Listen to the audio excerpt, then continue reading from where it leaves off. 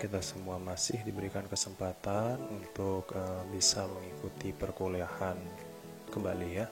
Baik, saat ini kita ada di pertemuan yang kelima. Di pertemuan sebelumnya Bapak sudah menyampaikan tentang kredibilitas.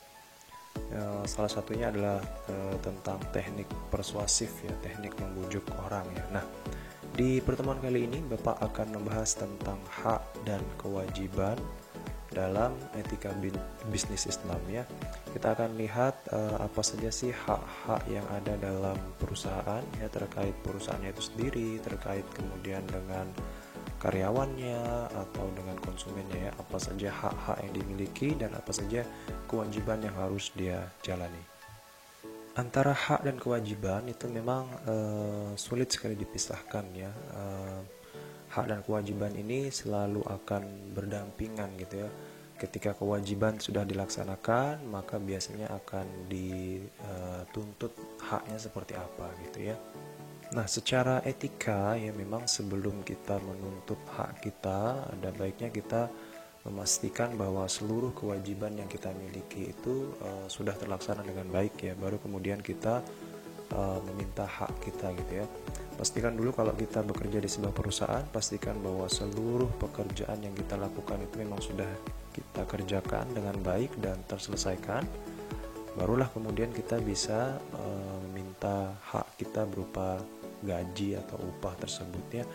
Jangan sampai sebaliknya gitu ya, kerjaan kita belum selesai semua, nggak ada yang beres, tapi sudah demonstrasi minta kenaikan gaji dan segala macam. Itu tidak sepatutnya seperti itu ya, karena memang hak tersebut diberikan ketika kewajibannya sudah dilaksanakan gitu ya. Mungkin kalau di di kampus mungkin demo untuk turunkan uang kuliah gitu, UKT gitu ya, tetapi kemudian yang demo ternyata tidak pernah kuliah sama sekali gitu ya, jarang masuk dan segala macamnya. Nah, ini kan bertentangan ya, artinya pastikan dulu kewajiban Anda terselesaikan. Kalau memang Anda mahasiswa ya, kewajibannya adalah belajar, kuliah, menghadiri semua perkuliahan yang ada. Kemudian Anda bisa menuntut hak Anda, salah satunya adalah dengan mengajukan beasiswa misalkan ya. Jadi dengan Anda belajar yang rajin, kemudian IPK Anda bagus, Anda bisa mengajukan hak berupa beasiswa ya. Nanti dari sana uang UKT atau uang kuliah Anda bisa terbayarkan, plus kalau masih ada sisanya bisa untuk uang saku Anda gitu ya. Jadi kewajiban dulu diselesaikan, baru kemudian dituntut haknya ya. Begitu juga tadi di perusahaan, kewajibannya dulu mereka bekerja sebagaimana mestinya, kemudian baru menuntut hak pembayaran upahnya gitu ya. Jangan sebaliknya ya, kewajiban belum dilaksanakan tapi sudah menuntut hak, itu tidak sebaiknya seperti itu ya. Nah, perusahaan sendiri juga memiliki hak dan kewajiban ya, kalau kita lihat sebagai sebuah satu perusahaan utuh gitu ya, bahwa perusahaan diberikan hak oleh pemerintah Indonesia untuk bisa menjalankan operasional bisnisnya di wilayah Indonesia dengan bebas ya, silahkan mau berjualan apa saja ya, selama tidak melanggar aturan silahkan. Jadi diberikan hak dia untuk menjalankan bisnisnya, dan di sisi lain perusahaan juga harus menjalankan sejumlah kewajiban ya yang terkait dengan pemerintahan, seperti perizinan ya, izin akta pendiriannya, kemudian surat izin usaha perdagangannya, kemudian izin kalau terkait dengan kehalalan produk mungkin, atau BPOM ya, kemudian termasuk pembayaran pajak ya. Jadi segala hal yang terkait dengan kewajiban-kewajiban dia terhadap negara juga wajib dipenuhi gitu ya. Nah, hak itu sendiri itu bisa timbul karena beberapa hal, karena beberapa alasan ya. Yang pertama adalah memang hak tersebut melekat pada setiap orang ya, atau biasa disebut sebagai hak asasi manusia. Hak asasi manusia ini salah satu contohnya hak untuk hidup ya, kemudian hak untuk berpolitik ya, untuk mencalonkan diri sebagai anggota politik, kemudian hak menyatakan pendapat ya, hak mendapat pendidikan yang layak, hak mendapatkan kesehatan dan lain sebagainya ya. Itu dia ada beberapa contoh hak asasi manusia, hak yang sifatnya dasar dan melekat pada setiap diri manusia ya. Nah, tentu saja atas hak tersebut ada beberapa kewajiban yang harus dijalankan oleh manusia tersebut ya.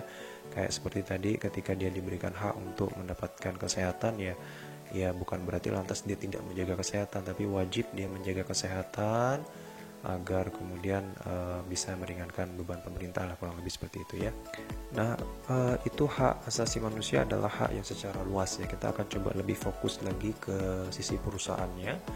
Jadi kalau di dalam sebuah perusahaan, hak tersebut dapat timbul karena adanya perjanjian ya. Perjanjian ini dalam dunia bisnis, dalam dunia perusahaan biasa disebut sebagai kontrak kerja ya, atau surat keputusan atau SK pengangkatan ya. Itu maksudnya adalah sama, yaitu surat perjanjian yang menyatakan bahwa salah seorang karyawan itu sudah diterima bekerja di sebuah perusahaan, dan diterimanya dia di perusahaan tersebut tandanya adalah adanya SK tadi atau surat keputusan bahwa dia sudah diangkat sebagai karyawan di sana ya. Nah, tentu saja sebelum SK ini dikeluarkan, di awal dia mengajukan yang namanya surat lamaran ya. Nanti di surat lamaran itu dia akan tanda tangan calon karyawannya, atau dalam bahasa Inggris disebut sign ya. Jadi dia tanda tangan sign setelah melewati berbagai macam uji kompetensi, seleksi pegawai dan seterusnya, akhirnya dia diterima, kemudian dia dapat SK tadi ya. Nah, suatu saat kalau dia mau mengundurkan diri, berhenti dari pekerjaan tersebut, dia bisa membuat surat pengunduran diri dan menandatangani ulang untuk yang kedua kalinya. Itu kan yang tadi pertama dia tanda tangan untuk pengajuan surat lamaran, dan yang kedua ini dia ngajukan untuk berhenti atau mengundurkan diri tadi ya. Sehingga dalam bahasa Inggris disebut resign ya, atau tanda tangan kembali, tanda tangan untuk yang kedua kalinya ya. Jadi ketika orang mengundurkan diri biasa disebut dengan istilah resign ya kalau di dunia perusahaannya.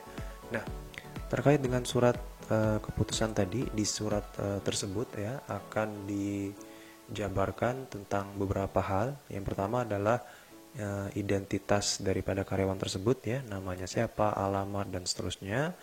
Kemudian jabatannya dia di mana, dia dipekerjakan di departemen apa, dengan jabatan apa, staff kah, supervisor kah, manajer dan seterusnya. Kemudian nanti ada job deskripsinya. Job deskripsi ini adalah penjelasan tentang apa-apa saja yang harus dia lakukan terhadap pekerjaan tersebut. Katakan dia sebagai staf keuangan, maka dia wajib membuat laporan keuangan, membuat laporan laba rugi, menghitung kas dan seterusnya. Jadi job deskripsi itu menjelaskan tentang detail pekerjaannya tersebut itu seperti apa. Kemudian juga di sana ada jangka waktunya. Jadi surat keputusan tersebut memiliki jangka waktu ya. Entah jangka waktunya bisa 3 bulan. Jadi setelah 3 bulan otomatis surat keputusan tersebut tidak berlaku lagi ya. Biasanya ini untuk karyawan-karyawan yang sifatnya tidak tetap ya. Jadi kan karyawan itu ada karyawan tetap dan ada karyawan tidak tetap. Kalau karyawan tidak tetap ini biasanya seperti tadi itu ya. SK-nya dia, surat keputusannya hanya 3 bulan, setelah 3 bulan kemudian selesai ya. Nanti kalau memang kinerjanya baik bisa dievaluasi, bisa diperpanjang lagi 3 bulan lagi dan seterusnya seperti itu. Kalau yang karyawan tetap itu SK-nya jangka waktunya itu bisa sampai 5 tahun mungkin ya. Jadi cukup panjang, nanti setelah 5 tahun dievaluasi kembali gitu. Dan informasi yang paling penting adalah setelah semua kewajiban tadi dia lakukan terkait dengan deskripsi pekerjaannya, sekarang masuk ke fase haknya dia. Jadi haknya apa yang dia dapatkan terkait dengan seluruh kewajiban yang telah dia laksanakan tadi. Hak seorang karyawan itu ada banyak ya, dan salah satunya yang paling penting adalah gaji ya. Entah ini berupa gaji tetap ya, jadi jumlah nominalnya itu tetap. Kemudian ada gaji tidak tetap ya. Gaji tidak tetap ini nominalnya itu tidak tetap ya. Tidak tetap seperti apa? Tidak tetap tergantung kepada beberapa hal. Misalkan kalau karyawan tersebut berhasil menjual barang melebihi target yang seharusnya, maka nanti dia akan diberikan yang namanya insentif atau gaji tidak tetap di luar gaji normalnya dia gitu ya. Jadi kalau kita bekerja di sebuah perusahaan itu biasanya gajinya terbagi menjadi 2, gaji tetap ya. Jadi kondisi apapun yang terjadi di perusahaan tetap dia dapatkan gaji sekian, plus nanti ada gaji tidak tetapnya dia. Gaji tidak tetap ini sangat bergantung. Kalau perusahaan lagi banyak untungnya, penjualan besar, dia akan dapat banyak. Kalau lagi sepi ya sepi juga gaji tidak tetapnya tadi itu ya. Nah, untuk karyawan baru ya biasanya pembayaran gajinya dilakukan tidak 100% ya. Ya, biasanya sih sekitar 75% dia diberikan gajinya. Katakan gajinya 1 juta gitu ya. Ketika dia baru pertama kali diterima. Kemudian ketika bulan pertama dia bekerja, dia tidak akan dapat gaji 1 juta, tapi melainkan 75%-nya atau 750.000 gitu ya. Ini berlangsung selama kurang lebih 3 bulan ya, tergantung masing-masing kebijakan perusahaannya, tapi pada umumnya sekitar 3 bulan.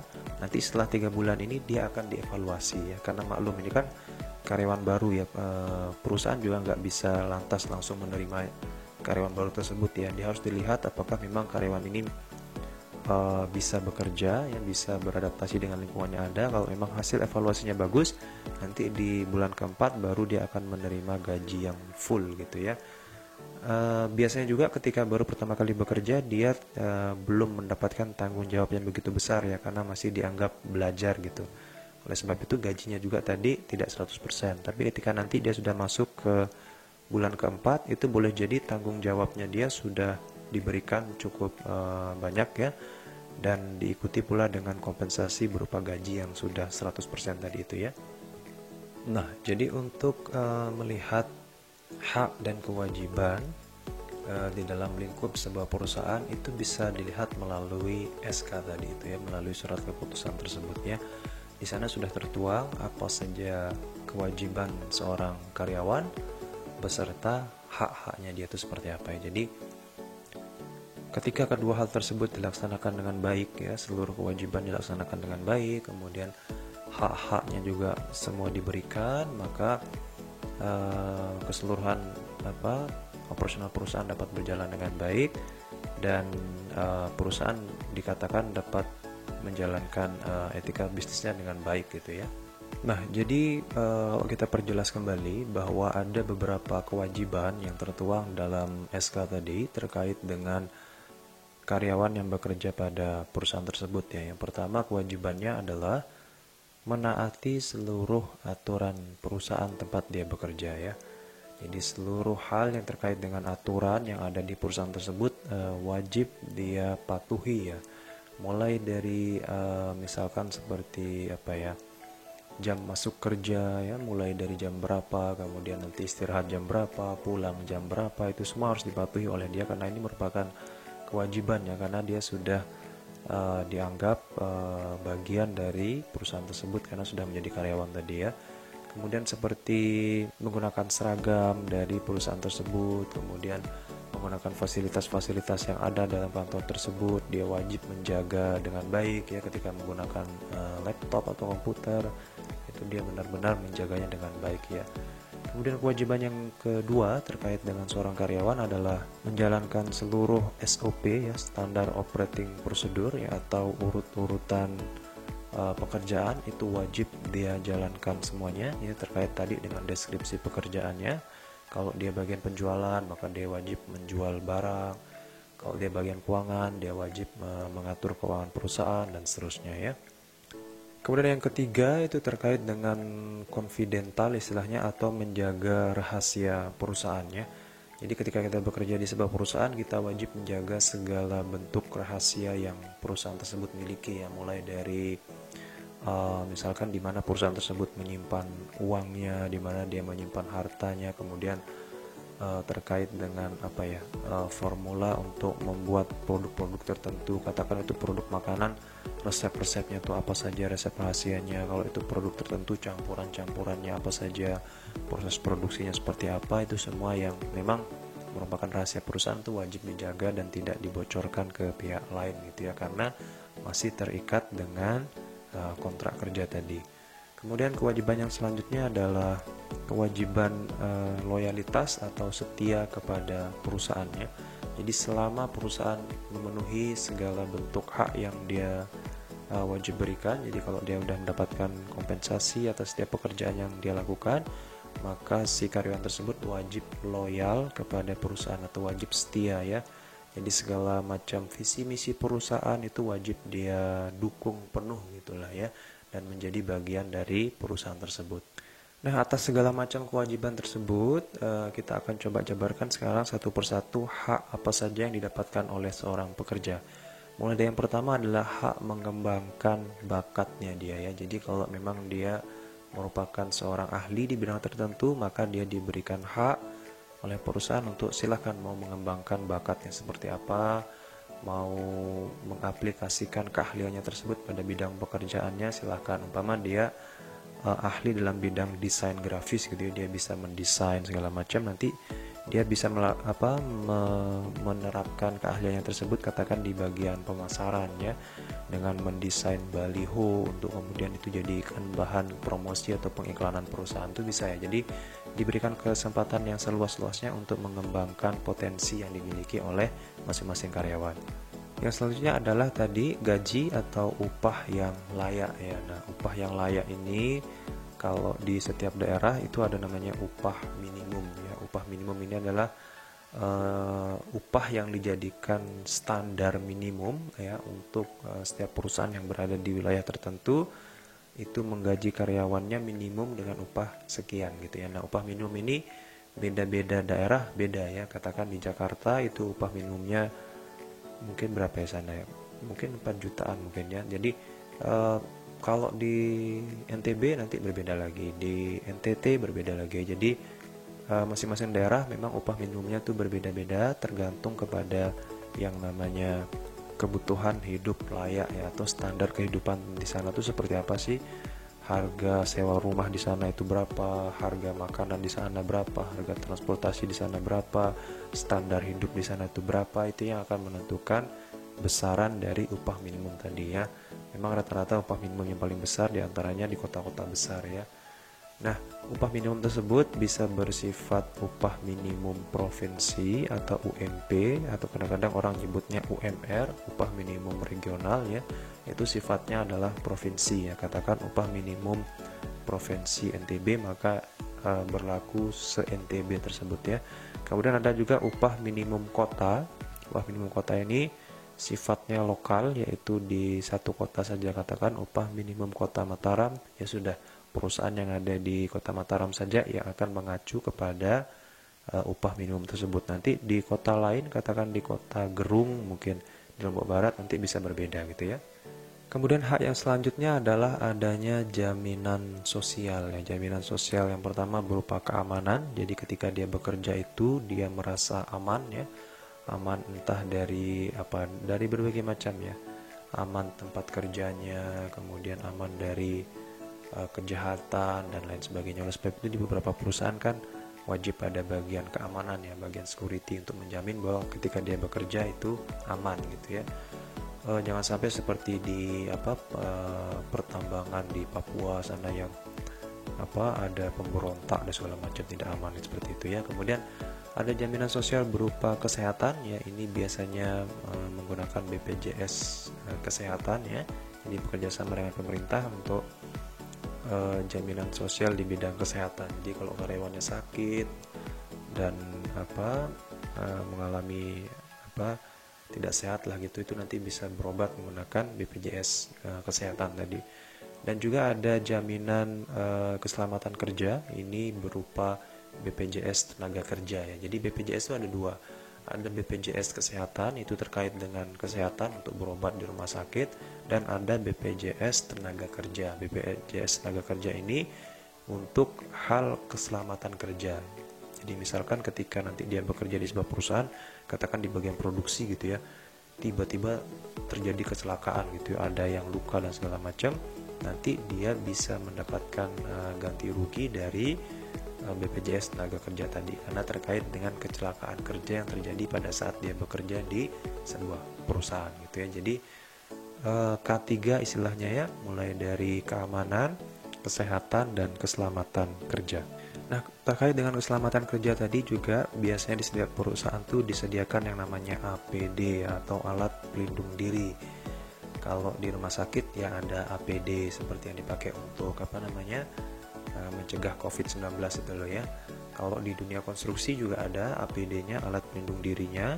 Itu biasanya berupa pakaian konstruksi, pakaian kerja, kemudian ada helm dan seterusnya ya. Jadi beda-beda tempat bekerja, beda-beda jenis APD atau alat pelindung dirinya ya.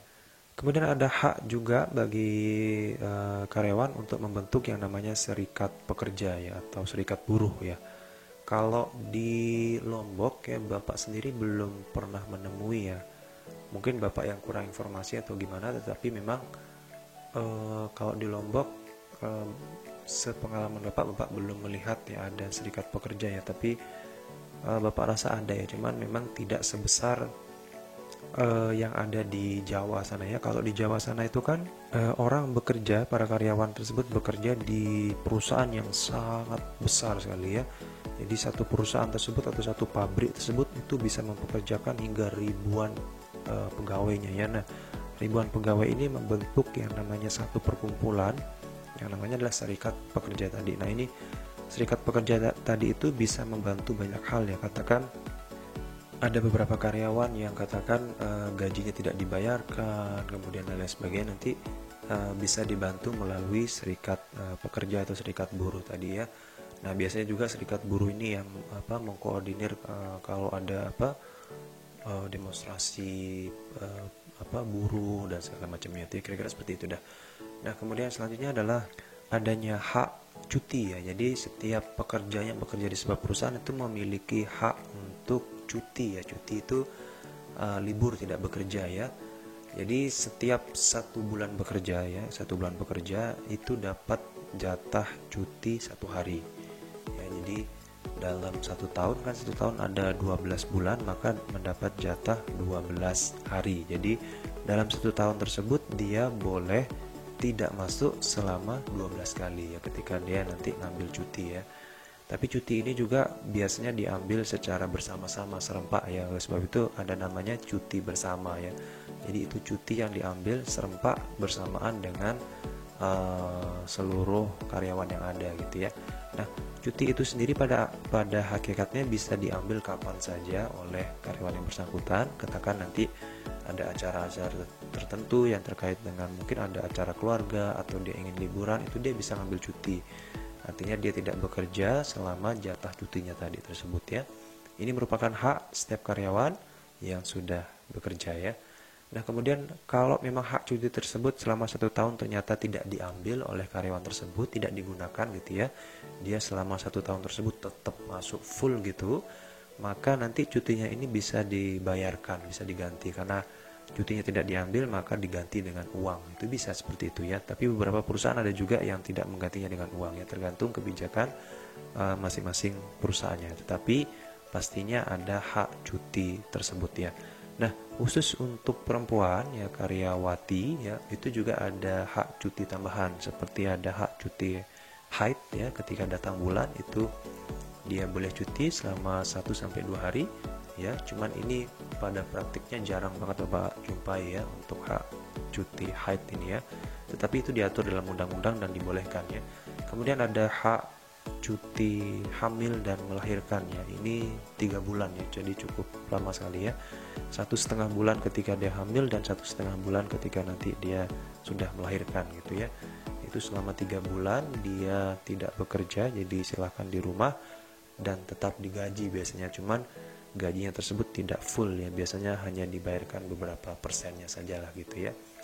Nah, biasanya juga beberapa karyawati yang perempuan ya, itu dia menyiasati cutinya tadi dengan pada saat hamil dia tidak ambil cuti, jadi ketika nanti melahirkan dia langsung ambil 3 bulan gitu ya. Itu bisa juga seperti itu ya. Kalau untuk yang laki-laki nggak ada cuti hamilnya ya, cukup yang 12 tadi itu ya. Khusus ini untuk wanita itu dia punya jatah cuti yang lebih banyak daripada pria ya. Kemudian ada hak untuk mogok kerja. Nah, ini yang menarik ya. Jadi karyawan tersebut memang memiliki hak untuk mogok kerja. Mogok kerja itu maunya saya nggak kerja deh gitu. Tapi tentu saja dengan beberapa alasan ya. Misalkan kayak dulu waktu Bapak bekerja itu pernah satu saat karyawan itu pada mogok kerja ya. Kenapa? Karena dicurigai ada terjadi kasus korupsi waktu itu ya. Ada penyelewengan uang dan segala macam terkait dengan proses penggajian. Nah, karyawan-karyawan yang ada tersebut mogok kerja dalam rangka memberitahu ya protes gitu ya, bahwa gajinya dia itu seharusnya yang dia terima katakan sebanyak ini, tetapi pada praktiknya kok cuma segini yang dia terima gitu, sehingga dia protes dan kemudian melakukan mogok kerja tadi ya. Nah, mogok kerja ini adalah salah satu aktivitas yang cukup berpengaruh ya, bahkan bukan cukup ya, tapi sangat berpengaruh. Jadi ketika sebuah perusahaan, ketika karyawannya pada mogok bekerja ya, itu semuanya bakal kacau balau sudah ya, kacau balau ya. Pesanan konsumen itu tidak ada yang antar, pesanan konsumen tidak dibuatkan, tidak diproduksi, kemudian nanti konsumen bisa komplain dan segala macamnya. Jadi biasanya pihak manajemen perusahaan akan benar-benar memperhatikan karyawannya ketika karyawan sudah sampai pada titik dia bakal mogok kerja gitu ya. Itu biasanya akan langsung diadakan mediasi, ditanya kenapa kok mogok kerja, apa alasannya, dan biasanya akan langsung disambut dengan diskusi, tanya jawab, dan seterusnya gitu ya. Kemudian ada hak bekerja selama maksimal 8 jam sehari ya. Jadi bekerja tersebut ada batasan waktunya, nggak boleh terlalu diforsir banget ya, bekerja dari pagi sampai malam gitu, tidak ya. Tapi memang dibatasi maksimal 8 jam per hari. Ya, katakan dia masuk jam 8 ditambah 8 jam berarti jam 16 atau jam 4 sore dia pulang, sudah selesai sudah ya pekerjaannya. Atau biasanya mundur 1 jam jadi jam 5, karena nanti di tengah-tengah antara jam 12 sampai jam 1 itu ada waktu istirahat. Nah, waktu istirahat ini kan tidak dihitung waktu bekerja ya, jadi diundur sampai jam 5 sore biasanya baru pulang. Nah, kalau dia lebih bekerjanya jam 5 sore masih bekerja sampai malam, maka hitungannya adalah hitungan lembur. Nanti lembur ini pun ada tambahan kompensasinya lagi, jadi ada tambahan gajinya lagi, kira-kira seperti itu ya. Nah, selain terkait dengan karyawan ya di sebuah perusahaan, hak dan kewajiban ini juga akan terkait dengan konsumen ya, karena mau nggak mau perusahaan ketika berjualan produknya kan akan berhadapan langsung dengan konsumen. Nah, konsumen ini sendiri pun punya hak-haknya dia gitu ya. Nah, berikutnya adalah beberapa hak yang dimiliki oleh konsumen. Yang pertama adalah hak untuk konsumsi ya. Konsumsi dalam artian adalah produk-produk yang dia beli dia bisa nikmati, dia bisa konsumsi secara aman. Kalau itu makanan, ya dia makan makanannya kemudian merasa sehat, tidak terjadi apa-apa, bahan-bahannya tidak mengandung bahan-bahan yang tidak selayaknya dikonsumsi, seperti itu ya. Jadi hak yang pertama adalah hak untuk mengkonsumsi barang tersebut secara aman ya.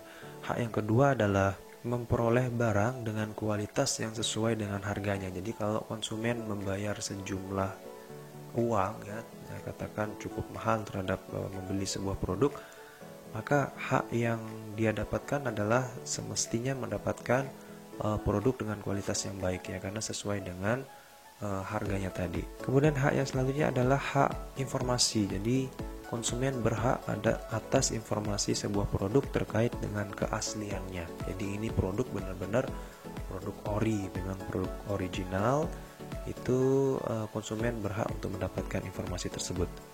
Termasuk juga informasi tentang BP POM-nya dia, kemudian terkait dengan kehalalan, kemudian terkait dengan dan lain sebagainya, informasi yang terkait dengan keaslian suatu produk gitu ya. Kemudian konsumen juga punya hak komplain. Jadi kalau dirasa barang yang tersebut ternyata kok tidak sesuai ekspektasinya dia gitu ya, ternyata setelah dicek-cek kok makanannya ini mengandung bahan yang tidak semestinya gitu. Dan itu bisa komplain ya konsumen tadi ya. Jadi dia memiliki hak untuk komplain. Nah, atas hak komplain tadi tersebut, kalau memang barangnya tadi benar-benar katakan dia beli TV, ternyata tiba-tiba TV-nya rusak gitu ya. Nah, maka dia berhak komplain kepada tokonya untuk menyatakan bahwa ini TV-nya rusak. Nah, atas hak komplainnya tersebut nanti ada hak ganti rugi. Jadi si konsumen tersebut nanti memiliki hak untuk meminta ganti rugi untuk mendapatkan produk yang baru gitu. Jadi produk yang lama yang rusak tadi bakal diretur, dikembalikan dan diganti dengan yang baru. Tapi tentu saja dengan sejumlah aturan ya, bahwa memang pertama produk tersebut memang benar-benar rusak karena dari pabriknya gitu ya, bukan kesalahan pribadi konsumennya. Kemudian masih dalam masa garansinya, katakan TV tersebut garansi 1 tahun dan masih dalam masa garansinya, baru bisa mengajukan hak ganti rugi tadi itu ya. Atau bahkan pada beberapa kasus itu bisa diganti rugi tidak dalam bentuk barang tetapi dalam bentuk uang kembali. Itu bisa juga ya pada beberapa kasus dengan ketentuan dan syarat yang berlaku ya. Nah, atas segala hak konsumen yang ada tadi, maka di satu sisi perusahaan berkewajiban memenuhi setiap hak tersebut ya. Jadi perusahaan harus bisa menyediakan produk yang berkualitas sehingga konsumennya kemudian merasa puas, kemudian memberikan pelayanan yang sebaik-baiknya. Kalau memang produknya rusak dapat segera diganti. Nah, terkait dengan hak konsumen tersebut, di Indonesia sendiri ada beberapa lembaga yang terkait dengan perlindungan konsumen ini, yaitu namanya Yayasan Lembaga Konsumen Indonesia atau YLKI ya. Ini merupakan lembaga nirlaba swasta ya, milik swasta bukan pemerintah, yang fokus untuk memberikan informasi terkait dengan hak-hak konsumen yang tadi itu ya. Kalau di pemerintahan ada namanya Badan Perlindungan Konsumen Nasional, ini pun kurang lebih tugas-tugasnya itu sama, yaitu untuk menyampaikan hak-hak yang dimiliki oleh para konsumennya. Nah, itu dia sejumlah hak dan kewajiban baik yang dimiliki oleh konsumen maupun oleh karyawannya. So, pastikan kalian benar-benar memahami apa kewajiban kalian, katakan sebagai seorang karyawan ya. Penuhi dulu semua kewajiban tersebut, baru kemudian kalian bisa menuntut hak kalian tadi itu ya. Ada hak gaji, hak jaminan sosial, hak cuti, dan lain sebagainya ya. Baik, untuk pertemuan selanjutnya kita akan bahas tentang etika di perusahaan khususnya dalam hal komunikasi ya. Jadi bagaimana berkomunikasi, menjalin komunikasi dengan berbagai pihak, itu etikanya seperti apa. Kita akan bahas di pertemuan selanjutnya. Untuk sekarang cukup sekian dan terima kasih. Assalamualaikum warahmatullahi wabarakatuh. Silahkan melanjutkan video ini untuk menonton video selanjutnya yang berisi tentang informasi tugas kelompok.